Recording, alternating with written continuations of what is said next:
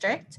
And today we have Ashley Blazina, who is the Community Wildfire Preparedness Coordinator with the Forest Health and Resiliency Division for the Washington Department of Natural Resources, joining us to give this excellent presentation. And this is a part of our forestry and wildlife webinar series that we've been doing since, I believe, February. And we still do have a few upcoming webinars, some on birdscaping and some more on wildlife. So be sure to check out our website if you're interested in any of those. And without anything more, I'm going to go ahead and turn it over to Ashley to get started so we can hear this wonderful presentation of hers. Thank you, Megan. I'm going to go to full screen. Can everyone see my screen? I think when we started, it looked like it was fine. So if anyone's having an issue, just feel free to share it in the chat. But yeah, like Megan said, my name is Ashley Blazina. I'm the Community Wildfire Preparedness Coordinator. And today I'm really going to be just talking about what are some of the things that really make sense for how to prepare around your home and your community, specific to Clallam County. A lot of these tips can be used throughout Western Washington, but I wanted to focus in on Clallam to make sure that really giving you guys tips that make sense for your past fire history, what types of fires you've had recently in the past few years, and just thinking about what are some of the mix of preparedness and prevention that really needs to go into place, especially when we are thinking about Western Washington fire resiliency, because it is different than Eastern Washington. So to start out, I just wanted to give you guys a little bit of background in terms of who we are as a division. Department of Natural Resources, a lot of times people tend to think of it as just doing timber, and Forest Health and Resiliency is a new branch, a newer branch, I should say, of the DNR. We started officially in January of 2019, so really new, and it's bringing together 4 different programs.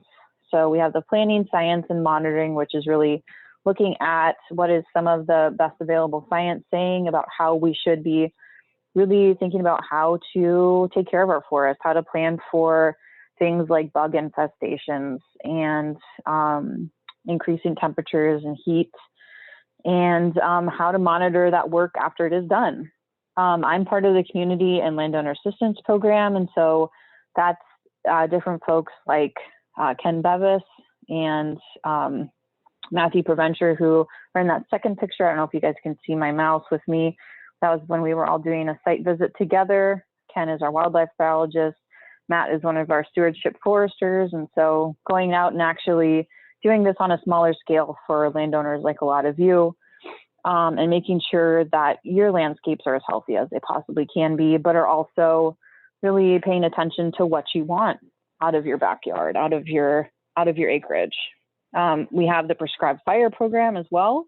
This is something that really hasn't been part of the Washington landscape for a long time, at least in a large scale. And so really trying to bring more fire back to the landscape at times when we want it and when it's going to be the most beneficial, rather than thinking about how are we always suppressing those fires. And then finally, we have the federal lands program, which works with Forest Service lands to really look at when and where we're doing different timber sales and making sure that we're coordinating those efforts to also help with forest health and other goals that are throughout the Forest Health Division, but then as well as DNR and the Forest Service. So in terms of my program and what I do, a lot of what I'm thinking about when I'm giving advice to different communities, to different individuals, is thinking about the physical aspects of that particular community or landowner's property. So topography, slope, if there's a current drought in effect, but then also thinking about, and this is especially at the community scale, what are some of the social dynamics that really are occurring in that community that make that community what it is? That might be some barriers to potentially working on some of these types of projects, whether that be funding or time. Those are the ones that are most frequently cited by different communities. but then also looking at what are some of the unique resources that a community has. So those are always kind of going back and forth in terms of what's really going to work on the ground, both physically, but then also what's going to make sense for the residents that make up that community. So whenever I'm thinking about how a community can become more fire resilient, I'm thinking about those two components. And as we're going through this presentation, I really want you to think about that in your own community as well. What really makes sense, both from a physical standpoint, but then we don't touch as much on the social aspects, but what are some of the social dynamics in your own community that would make some things work and some things not as successful? So I wanted to share this because I think a lot of people are familiar with some aspects of fire preparedness, but this is a graphic that was done by the National Fire Adapted Communities Learning Network, and it's something that I go back to quite often. It's a graphic that looks at the different aspects of how a community can be fire adapted. They're actually coming up with a new version of this wheel right now, and they're going to be publishing it pretty soon. There's always new pie slices to be adding. What we tend to look at and what a lot of people know DNR for is our wildfire response. So how are we suppressing those wildfires? A lot of what my position has done in the past is a lot of the defensible space, Firewise USA site assessments, doing home hardening projects with different communities. But as time has gone on, it's really become much more inclusive of a lot of these other components as well. So looking at different aspects of community engagement, thinking about how are we meeting the needs of the variety of different residents who live in Washington. It's not a one size fits all. So sometimes communities, Firewise just isn't the right option. Thinking about, especially for Western Washington, smoke preparedness. That's becoming a much bigger issue, an annual thing for a lot of parts of Western Washington. And then as well, looking at plans and regulations. So what are some of the different ordinances, regulations, WACs and RCWs that are part of everything that we do, or that we have to help counties and cities comply with. So one of the things that is coming down the pipeline is the new WUI codes, and we can talk a little bit more about that at the end if people are interested, and I'm happy to give more information on that. But yeah, there's a lot of different components of how to be fire adapted. Today, we're really going to focus on the kind of meat and potatoes of what to do around your house, as well as some of the safety and evacuation. But I just like to give people this graphic to show there's a lot of different components to this, and fire adaptation on your own property as well as in your community is something that is a practice. It's not necessarily a project. So it can feel overwhelming as you're getting a lot of this information, but it's something that is never going to be completely done. And so it's always good to keep in mind that this is something that you kind of take at bit by bit. So everything that I'm telling you today, I just want you to know that this isn't something you should anticipate being finished with in the next season, the next year. It's something that will likely take a few years to fully implement, but is a continual practice. So to start out with, I just want to give you guys a map of what types of fire used to occur in Western Washington.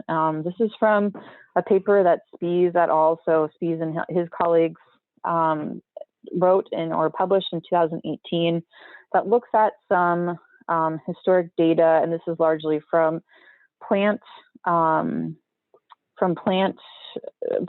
so lake sediment deposits, where you can tell what the different types of vegetation were historically going through time. They have a pretty good record of how those would change, or even sometimes when a fire did occur in the past, depending on how you analyze those archaeobotany remnants. But yeah, as you can see, a lot of people have, oops, I went one slide over. A lot of people have kind of grown up, and me as well. I grew up in Clallam County, thinking that fire in Western Washington was something that occurred every 200 to 500 years. And in Clallam County, we do see a lot of that as well. But it's important to note that there are some spots where there is some of that mixed severity, as well as some of the low severity areas. So things, a fire regime, so fire frequency and fire severity that we would anticipate or expect more in Eastern or Central Washington was also present in a lot of areas of Western Washington. Spaces like Sequim, I know that a lot of those areas, just based on some of the vegetation that is there now, as well as just how the landscape is, just some of the historic remnants that you can see there, that it used to have a more mixed severity fire regime. And so it looks like parts of Sequim aren't necessarily on this map. They don't have the data. White doesn't necessarily mean that it didn't have any fire. It just means that there wasn't enough data for SPEs at all to accurately depict what they thought the specific historic fire regime was. But something to keep in mind. So as we look at what some of those different mixed severity regimes, like in the Puget Sound lowlands and maybe in parts of Sequim, we can see a lot of these spaces are places that I wouldn't expect to see in Clallam County. But then we have a lot of changes that have also occurred to this historic wildfire regime as well. So if you look at this map, so once again, talking a little bit more about the wildland urban interface map, and this is just the interface and intermixed areas in the state. So if we look at Clallam, there's a ton of areas where there's these new types of fuels, where we have these developments, where we have these houses, these higher concentrations, and sometimes more interspersed with some of the trees, the forests, grasslands, prairies even, that are found in Clallam County. And so that presents a different density of fuel, a different type of fuel, a different way of burning that historically we don't really have a record for. And there is quite a large amount of it in certain parts of Clallam. So another thing to keep in mind is that while we have some of this historic data to think about what a fire might look like, what a big fire might look like, one of those every 200-year fires, we also know that the behavior of the fire is likely going to be quite different now that there are a lot more houses, different type of fuel to feed that fire. And one of the things and one of the reasons why I bring this up is that a lot of times our houses are the most flammable, the most combustible material on our properties. One of the reasons for this is that our houses don't have roots. So even in drought years, a lot of times the trees, especially ones in the upper northwest corner along the Olympic Peninsula, they have some pretty deep roots that can get to some of the last little drops of water in the water table or in the soils, even in the droughtiest of years. But our houses do not have that ability. So a lot of times what we see after fires is that there's these houses that are completely burned down with some really nice green vegetation right next to it. So here's another example of that. And then this one I feel like is just such a good indicator. This is actually from Colorado, but this is a house that was burned down and all the trees around it are still green. And this is partially because the house was more combustible, was drier, was hotter than the surrounding vegetation. You can see that some of these trees got a little bit browned, and so there are some that did get some scorching, but none of them have fallen down yet, and none of them are completely torched. But this is also due to the fact of how fire moves. And so we'll go a little bit more into that in a bit, but something to keep in mind. When we're talking about fires, most of the time, fires that are going to affect your house, potentially damage your house, are ones where embers are going to be the main culprit. It's not going to be a wall of flames like we tend to see in the news oftentimes. So just to give a little bit of perspective of how many fires we tend to get right now in Western Washington versus Eastern Washington, we tend to think of the east side as really being that fire, the fire half of the state. We definitely get a lot more of the lightning fires. There's a lot more of those lighter fuels, and the density of the population is much lower. And so fires tend to have more time to spread because there's just not as many people to see them. And so we see, if you're looking at an area of about, that encapsulates Stephen, Lincoln, and Spokane County, we're seeing about 600 fires per year in Eastern Washington of those natural fires. And so that's including both those that are caused by humans, but then also more natural causes like lightning. When you think about Western Washington, which we tend to think of as kind of the wet side, we don't necessarily think about fire, but when we do have fire, they tend to be more intense. We haven't had a fire like the Yakult burn in over 120 years. And so it's been quite a long time, but we do kind of have to anticipate that in terms of how we think about our fire regime. I believe it was the Snohomish Emergency Management Director who said that the way we need to think about fire is similar to how we prepare for the earthquake. The big one, the big earthquake, is that it's not going to be something that happens every year. We don't necessarily have a wildfire season like they do in Eastern Washington yet, but when it does occur, it's likely to be pretty catastrophic. And that's not to say that there haven't been chances or opportunities for that just yet.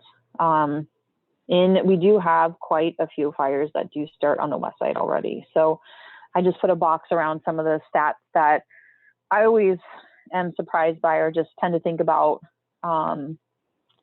when I'm thinking about how to really prepare, think about fire, how to educate and make aware some different communities, is the fact that when you look at King, Pierce, and Snohomish counties, which again are pretty urban communities, pretty urban counties, they're getting about 2,500 fires per year. So a lot more fire starts. And again, it is largely started by people, as it has been on the west side since time immemorial, even when they were done by the indigenous peoples of Washington.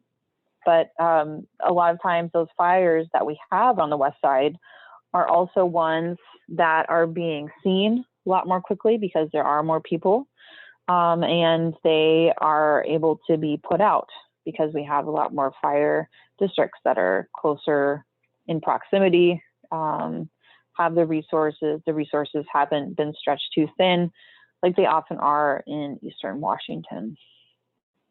And one thing to note is if anyone has any questions, feel free to share those in the chat box. I forgot to mention this at the beginning. But also there'll be time at the end for questions too. So feel free to save them till the end. And there'll be two opportunities where I really want people to chime in via chat about their own experiences and thoughts about fire prep.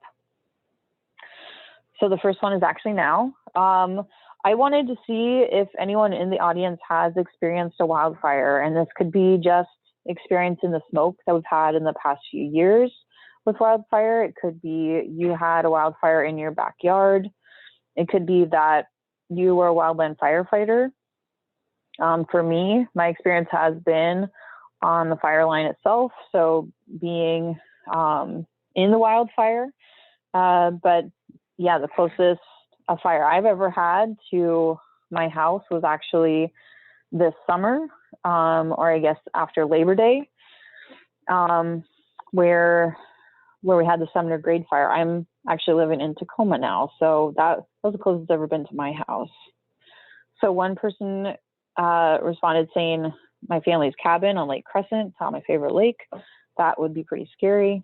And then Kathy said, or Kath, I'm sorry, I don't know what the correct pronunciation is. You're a firefighter, so you've been on the fire line. Yeah. Yeah. I mean, just kind of seeing, I guess, from those experiences, what were some of the surprises? What are some of the things that people really noticed or weren't expecting? Dan was a firefighter for many years. Great.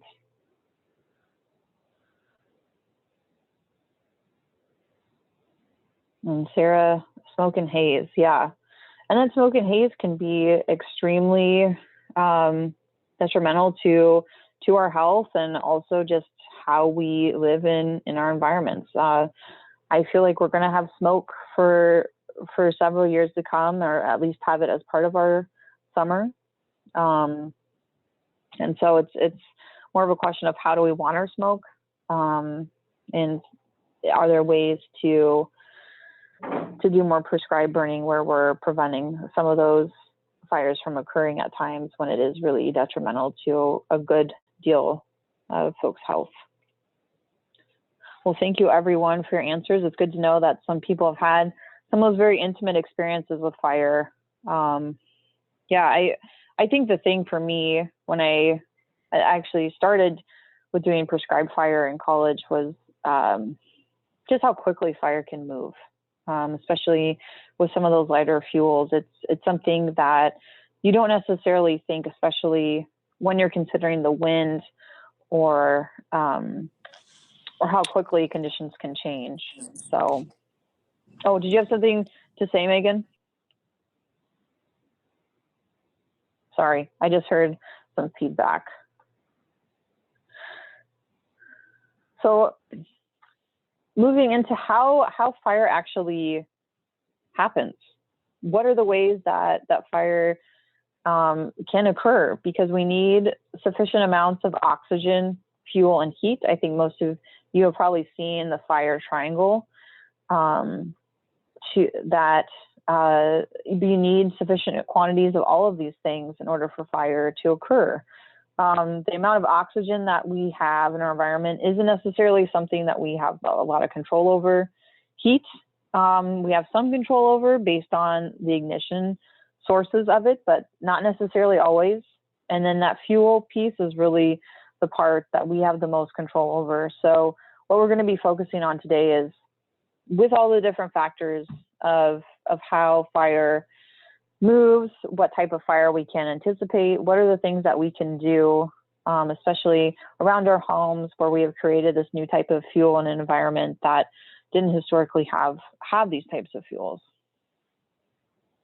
And so the first thing that I always remind people of is that when you're starting a campfire, people tend, if it's a successful fire, to start with the smaller fuels. So things like kindling. You might use some pine needles. You might use, you're going to use the lightest thing, maybe some paper, and then you work your way up to the larger logs.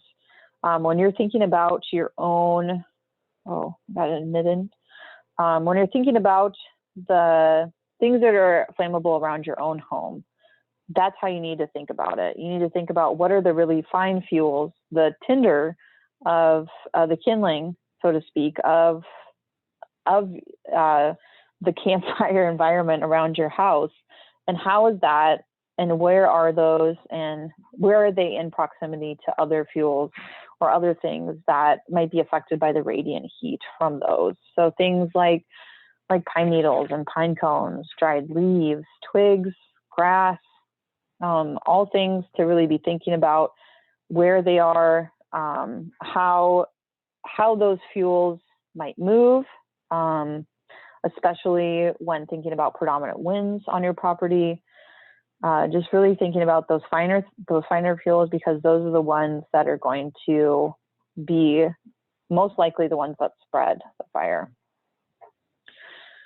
We've all seen a lot of pictures like this where it's a giant blaze that is kind of this wave of flames coming over to houses, and often fire will kind of move like fingers, but a lot of times the fires that, as I mentioned before, the fires that are going to burn down a house are the ones that are started by embers, and embers can travel remarkably far. There's been reports recently that they've traveled multiple miles, but research has shown that they can, on average, travel more than a mile or about a mile pretty successfully from most fire fronts, from most larger wildfires. So people tend to think, oh, I live in town, I'm not even right on the edge of the forest, I'll be fine. And that's not necessarily the case. We've seen examples of that in our own state. So the Sleepy Hollow fire, there was large industrial buildings that burned down in downtown Wenatchee, more than a mile away from the main fire front that burned down. And so it's really important that everyone really think about what are these fuels and things around their home.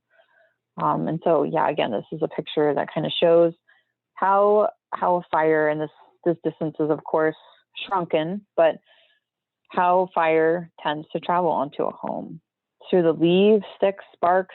They're really small pieces that are then going to travel through the air and then land on the houses and really kind of sit in those crevices, gaps, those areas that are the nooks and crannies are the ones you really have to be wary of and thinking about.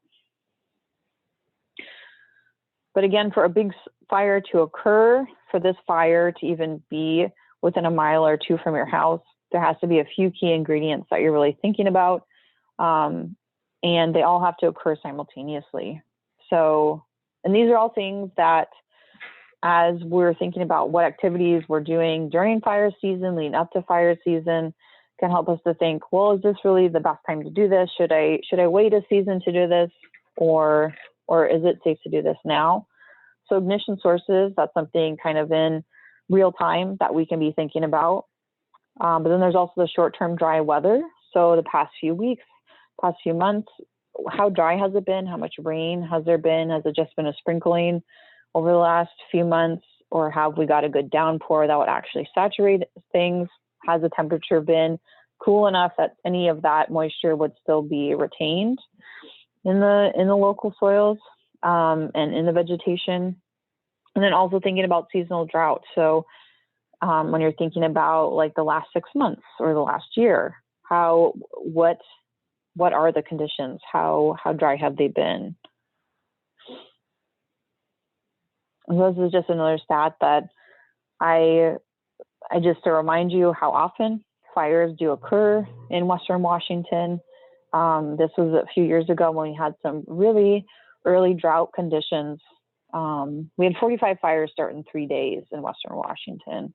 And this was just what would have been 2 years ago now. And so early in the year, not necessarily something anyone was anticipating, but really important for us to be thinking about what some of those key ingredients were for that year. And then in this case, it was some of that seasonal drought, some of how much water was really available in a lot of areas of Western Washington at that point. Another thing to keep in mind is that 90% of fires in Western Washington and Oregon are started by people. And so really key that we're thinking about our own ignition sources. We're not necessarily very worried about that lightning. We're mainly worried about what people are doing and when they're doing it. So a big thing that starts fires is pile burns. People tend to burn different branches. Maybe they've done some thinning on their property. It might just be leaves, doing some spring cleanup. But they tend to burn these burn piles, and it might be that they've made the burn pile too large. It might be that they're burning it on a day where the conditions just don't really make sense. And so if you are considering doing pile burns, I highly recommend you look at DNR's burn portal and you talk to some of your local reps to see if it really makes sense to burn. You can also make burn piles in a way that that separates them from other sources of ignition. That's one of the main things that people often don't give themselves enough of a buffer as they should, and so that can create some pretty big issues. Fireworks are also a big one, and this can occur any time of year. Those kind of that Swiss cheese model. So looking at this where all of the things kind of all the different key ingredients line up. There was a fire that occurred down in Grace Harbor County that happened on January 1st. And that was due to about 3 days of really dry conditions. It's January though, we think it's a pretty wet time of year. And this was caused by people lighting off New Year's Day fireworks, and it spread across the beach really quickly. They were able to get it suppressed, but not before it scared quite a few people. So really key to think about what the conditions have been like at a smaller time scale, but then also on a longer time scale. And then what you're doing, does it actually make sense at that particular point in time? So here's a map that includes all of the most recent fires, and I'm happy to share this with anyone who wants to, and then I can also give you the link to, we have an online web application, so if you have an internet connection, you can make this map yourself as well. But this is from 2008 to 2020. The fires, this doesn't capture all of the fires, but most of the fires have been included in our database. And so you see the variety of fires comes from many different sources. While we do see a lot of debris burns, we also see a lot of recreation fires, which makes sense to me from Clallam County. There's a lot of folks who are coming in and recreating in Clallam County. There's a lot of beautiful areas. I've done it many times. And then we see some that are arson, not a ton. Some that are miscellaneous, quite a few that are undetermined, and that usually occurs quite often. And sometimes that's because they're still under investigation or there just wasn't enough data to figure it out. But good just to keep in mind of, well, where are the areas where we might need some assistance with education, with awareness? What time of year might we be thinking about this more often? I didn't pull for the rec sites, but I'm guessing a lot of times the recreation coincides with wildfire season, heavy recreation time. So thinking about who and what need this message most. In Clallam, it looks like a lot of folks who are visiting are the ones who probably need this message a little bit more. And then also folks who are doing debris burns, possibly in their backyards, are ones who need to be reminded of what conditions really make the most sense. This is also a resource that's available to everyone, is just a seasonal drought outlook. And so this is something that comes out every year. It's going to come out again for 2021 pretty soon, but a good resource just to see, is a drought already occurring that I didn't know about? Is it likely to occur as this year goes on? And how that might shape when you do maybe a debris burn or a pile burn in your backyard, when you choose to light up fireworks, or if you choose to light up fireworks for the 4th of July, Memorial Day, Labor Day, whatever the case may be. So I always like to point this out. I think if you just were to type in the U.S. Seasonal Drought Outlook, this would come up. So pretty easy resource to use, free of charge, and a great way to help with planning some of the activities you might be doing for seasonal maintenance around your house. Okay, I'm going to do a quick time check. I think it's about 3:35 right now. Okay, great. So with all of that in mind, and thinking about a little bit some of the aspects of prevention, what can be done, what are some of the types of education that might be needed, awareness, and just to say that if there are groups who say, oh, I'd really like to do some more prevention, some more education work in my community, let me know. We have a lot of different resources, and we're happy to tweak them to make them work for your community. So I'll have my contact information at the end of this. But let's go into what are some of the things you can do around your home. Because regardless of if everyone was doing everything they could, if they were aware of fire, we're still human. We're still going to have accidents. There's still cases where fires are going to occur. We had a fire that occurred a few years ago on a timber sale site. Someone just accidentally left their water bottle, and the way that water bottle was oriented and the way it hit the sun, it created a hot spot and started a flame. And so things like that, it's pretty much impossible to stop things like that from occurring. They're going to occur. So we need to prepare our homes as well. There's really no way around that. And so we tend to break up how we think about homes into 3 different zones. There's the immediate zone, which is this zone in red. It's the 0 to 5 feet zone from your house. There's also the intermediate zone, which is the orange zone. So it's the 5 to 30 feet from your home. And then there's the extended zone, which is 30 to 100 feet. For Western Washington, I tend to focus and tell folks to focus on the first 2, the immediate zone and the intermediate zone. And this is largely due to the types of fire we have. We have fires that are different from a lot of the West, a lot of Eastern Washington. And so how we prepare is going to be different as well. Based on the severity of our fire regime, I think it makes the most sense to really focus on the home and work out. You want to focus on what you're doing because, as we saw in previous pictures, sometimes your home is the most flammable thing on your property, and then working out. And then after you've done that first 30 feet, really focusing on your fuel breaks, your areas that you're going to need to evacuate safely. So I'll go into a little bit more detail with that. So this is a home, typical home. I've seen a lot of houses that look similar to this when I'm doing assessments, but wanted to see what people's thoughts were about some of these areas that are typically more vulnerable to ember attacks. There's little flames and I can give you guys a copy of this sheet if you'd like. There's little flames with numbers attached to them for all of the different spots that embers tend to land, tend to smolder, tend to grow, and create issues when they are around a house. In the chat box, I just want to hear, and I can give you guys a minute, but just hear, is anyone surprised by any of these?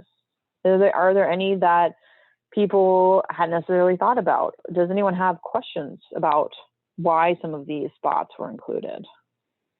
So I'll give it about a minute and then we can chat a little bit more.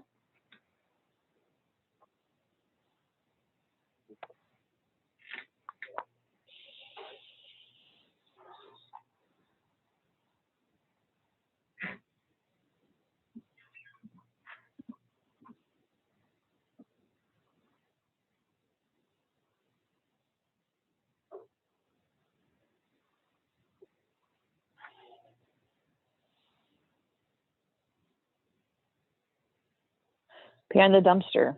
Yeah. I think that's the surprising one too. It's just, I never really thought about my garbage necessarily being something that could potentially start a blaze. And a lot of times that's a spot where different vegetation, different sources of fuel will tend to accumulate, especially if we have it right next to our house. And so that, Sarah, why the skylight? That's actually the one that surprised me a lot when I was first starting to do this work. The skylights, a lot of people have skylights that are made out of vinyl or a material that could melt in a fire. And so if an ember were to land on top of a skylight, a lot of times those would melt. It would create a large opening in a home, and that would allow embers to get in and cause the house to burn from the inside out. A really terrible situation. And number 6 is indeed an open window. So, yep, Laura, you got that one right. By the car. The car is because sometimes cars have been known to explode. I think in the second picture, there was actually a car that had exploded. And so one of the things we recommend is that people, if you're going away for the weekend, for vacation, and you're not necessarily taking your car, maybe you have a second vehicle, to park it 30 feet from your house if you can. And that goes for any type of vehicle that has gas or something that could be ignitable, as well as for things like gas grills, bringing those inside, bringing them into a garage when you are going away on vacation and won't be able to do that during a wildfire situation is something we recommend. Yeah, but good thoughts, everybody. Yeah, some of these were really surprising to me. Number 5, on top of the chimney, I hadn't really thought about that. But depending on what type of spark arrestor you have, there are ones that are more wildfire friendly and ones that are not. And so something to keep in mind is that if you do have an active chimney, there are options that are better than others. Okay. Oh, it looks like I have to admit someone. Okay. So we're going to watch a short video now. I'm not sure if you guys will be able to hear it, but I am going to go, let's see. And then Megan, if you could tell me if you guys are able to see this or not. Are you able to see a gentleman in a YouTube video right now? Yep, he's showing up. Great. Okay. I'll put on the closed captioning just so we have it, but I'll also just kind of talk through it as we go. So this is an experiment that was done by IBHS that is using a machine that's simulating embers. And it's basically looking at a duplex of a home that has had a lot of fire resiliency work done. The other half is one that's kind of the worst case scenario. So a house that's made out of cedar with a lot of wood, plants right up to the right next to it with mulch right next to the house as well. So these two houses are both being berated by embers, and as you can see, they're pretty small. They're not necessarily large pieces of flammable material, but very quickly, even when these houses are connected, the house on the left is having a lot of issues with fire.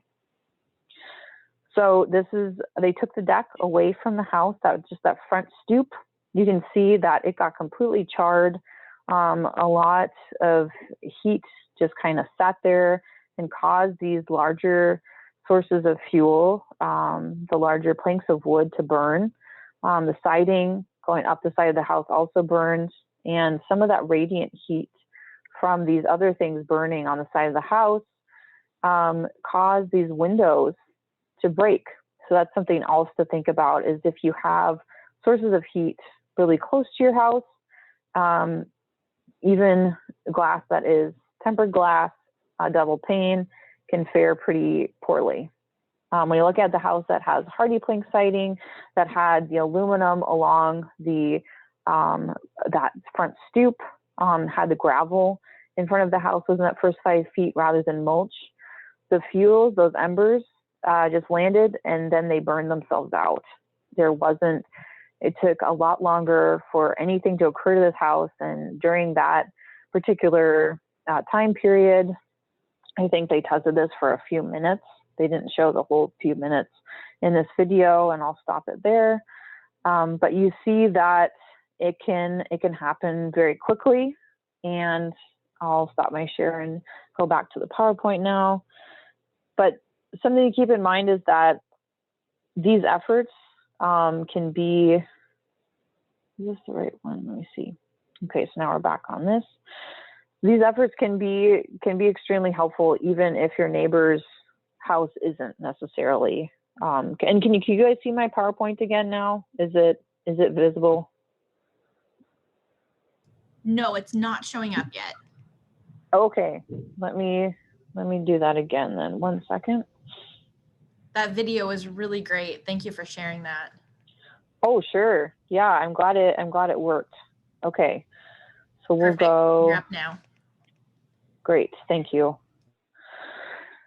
So really important to do these things regardless of what your neighbors are doing. It can help. And so just to go over some of the biggest things that a homeowner can do that they can really focus on. I'll give you guys a copy of that sheet though with the ember awareness. Those areas are most vulnerable, but the biggest place that embers are tend to land, to lodge themselves is on your roof. And so we don't see as many cedar shake roofs as we did 10 years ago. Most people have had those replaced. Composite asphalt is the most common one I see in Western Washington, and that's a great option. It's a great choice. The one thing that homeowners really have to pay attention to is the fact that they need to keep an eye on the shingles and make sure that there's no moss or other material that's lodging up underneath those shingles, because moss, as we all know, can dry out a lot in the summer months. That can be really good tinder for a fire. But then we also would, after that moss is maybe cleared out, then you have those gaps. And those are some of the areas that's on that ember aware sheet. Those are the areas that we're really most concerned about, are those gaps, those areas where little embers can lodge, where fuels like pine needles and bark and leaves can start to accumulate on your roof or other features of your home, and then create those nice little pockets of tinder for embers to land in. And so making sure that you're really keeping your roof clean, keeping it clear is really important. Gutters, another really big thing. I always recommend if you, it's perfectly fine to clean out your gutter every year. I know I'm not the best at that particular type of chore. So if you know that, like your own personality, you're not going to clean out the gutters as often. That's a big source of accumulation for materials. I recommend putting on a gutter guard or something that will block that, so you can do less maintenance overall over time. But yeah, really looking at the nooks and crannies, thinking about where there is different trees, different types of vegetation that tends to land on your house, depending on where it is in orientation to your house, but then also those predominant winds. Really focusing on that. I know everyone's short on time, doesn't necessarily have a ton of time to do this work. So thinking about where you really need to focus, where you really need to look on a seasonal basis before fire season starts, for cleaning off some aspects of your roof or under your deck, whatever the case may be. Decks are also a big thing. I see countless people, and I'll do a quick time check. I see a lot of people tending to hold on to a lot of things that are underneath their decks, underneath their porches, putting building materials. And so making sure that that's not just an area that's going to be the perfect place for an ember to land. So keeping that clean, doing as much as you can to make that a non-point source start for fires. The other big thing I see in houses is mesh on the different vents. And so this is for the attic vents, it's for ones into the basement, right along the foundation. But a lot of homes are built with this 1/4-inch mesh on the right. This will let in a lot of embers. That was something that wasn't shown in that video, but is something that can happen, where a fire will actually burn the house from the inside out after the embers are sucked in. So 1/8-inch mesh will actually keep most of those embers out.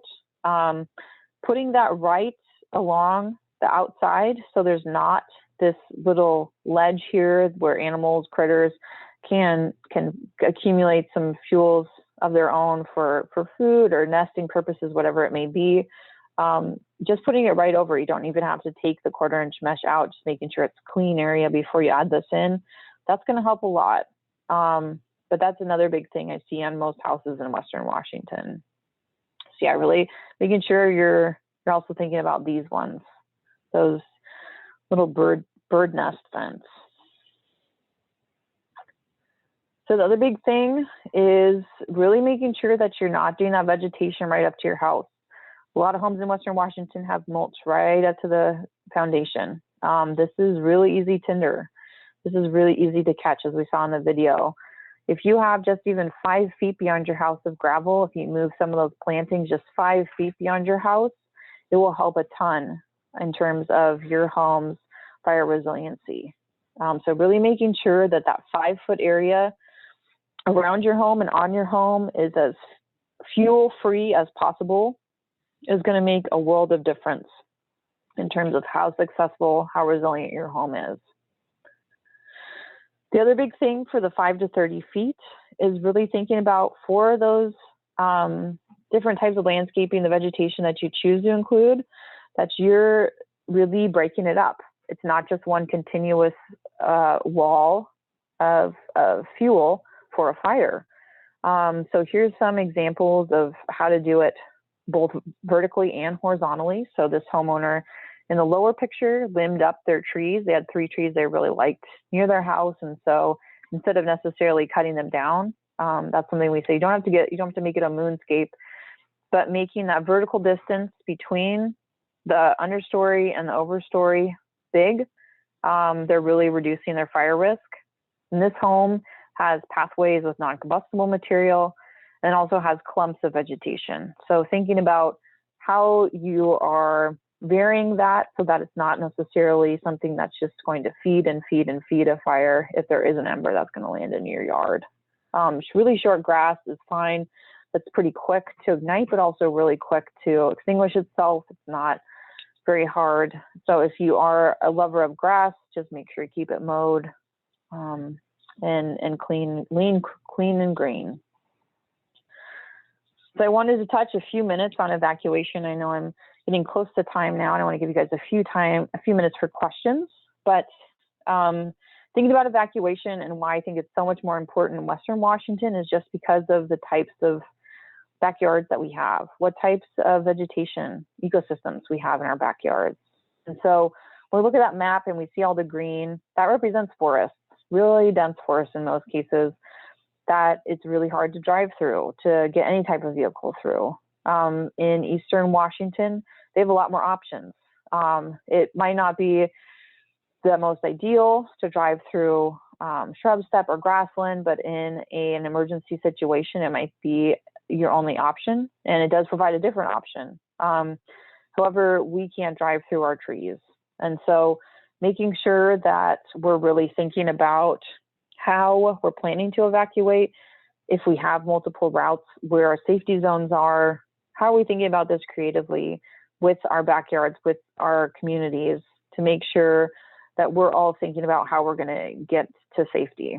And so I'm going to share 2 evacuation plans that I think were pretty creative from Western Washington. This is actually on Lummi Island. I really like this one. It's one area of the island. But what they did was they realized they only had one main road. It's going to be a while before fire services could probably get to them. And so they really needed to think about how they were going to break up their community, zone it out, to make sure that everyone had an area to evacuate to, because they knew that main road out was going to be quickly overwhelmed. And so this area in the southern part of the community is actually going to evacuate to an old quarry. So that's kind of what I mean about thinking about it creatively, is that you need to think about what are those areas where it might not be necessarily the fairgrounds or the designated safety zone for your county, but what are some open areas, some safety zones, some routes that you could use that could be really successful depending on the situation and where you live in your community. This is another community that just has one primary route out, but they've also identified a secondary route. This is an area where they are trying to connect this road to another road in a separate community. It's just a gravel road right now. And they also have a pathway that some residents can use, such as a footpath. And so thinking who and how you might evacuate to is going to be a great option. And just in terms of planning, you always want to have a few plans because as conditions get smoky, as visibility gets worse, as we tend to all get stressed and not think as clearly, making sure that you have these different plans in place, different options in place is really key to making sure that everyone gets out alive and safely. So evacuation kits, I recommend that everyone have one. It's really similar to what you might have for a tsunami or an earthquake in terms of what you're putting in it. A few key things to remember. I always tell people to put extra cash in because you never know if the power is going to be out and ATMs might not work. Local stores might not be able to take anything but cash. Then also making a plan for your animals. A lot of folks forget to plan for their animals, and they might choose to try and shelter in place at their home. If you're doing those things that we talked about for wildfire prep around your home should be able to, what the ultimate goal is that your home is defensible on its own without you there to defend it. And so making sure that you're not staying around just because you forgot to think about your horses or your sheep or your dog. That's something that we've just heard some really sad stories about, and it's a terrible choice to have to make in an emergency situation. So making a plan for all members of your family for evacuation is really key. And finally, I just wanted to say that my program is here to help. That's my email address in the lower left-hand corner. And if folks want additional home assessments, if they are looking for additional materials, we're happy to help with that. And there's a lot of other communities throughout the state who have gone through similar work of doing fire prep. And so happy to connect anyone with different mentors or technical experts who can help out with this work. And with there, I'll stop. And I know we only have a few minutes for questions, so happy to take questions via email after this as well. Okay, I see a chat. Oh, great. Okay, thank you. The question came through earlier, seeking input on managing for fire and stands that are also being managed for a commercial carbon market. And if the DNR is exploring the economics of carbon sequestration management as opposed solely to harvest extractive economy.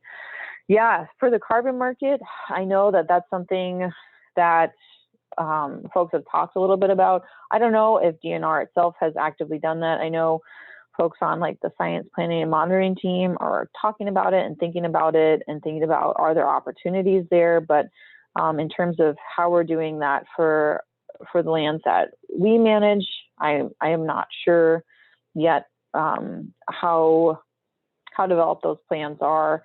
It seems like they're still embryonic, at least from the DNR's side, but I might be incorrect on that. And I know that some of the challenges there are that we have the mandates to do some of that harvesting for supporting public schools and institutions through the lands. And I know that some of the carbon market, it can be, just with it being newer, the cost benefit analysis has been a little bit of a challenge for how successful or how monetarily viable those can be from year to year. So I think that's still, sorry, that's a very long answer, but I think that's still pretty embryonic. And then in terms of managing for fire in those stands, yeah, I mean, so many of our stands in Western Washington, Eastern Washington, across the state are overstocked. They have been changed so dramatically since times of non-native settlement in our state. And so the types, the seral state, the state of the forest, what age class it's in, what the tree size is, tree mass, how dense it is, those are all so different than what they were historically. That fire risk is often higher just because a lot of trees are a lot less healthy than they typically were in the past, just because of that fire suppression that's occurred, and because of the ways that trees have been planted and managed in different pockets of the state. Some of it's been done really well, and some of it our lands are still healing from it. And so I think that stands where we can do some pre-commercial thinning or thinning in other ways, that can often help with fire in terms of how that would affect commercial carbon.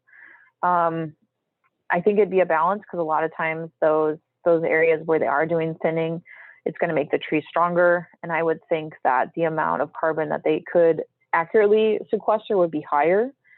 However, how the market might measure that, I'm not sure. I know that there's not a ton of people who do that type of analysis yet. And so I'm not sure how economically that would pan out, or how that would be looked at from a business perspective.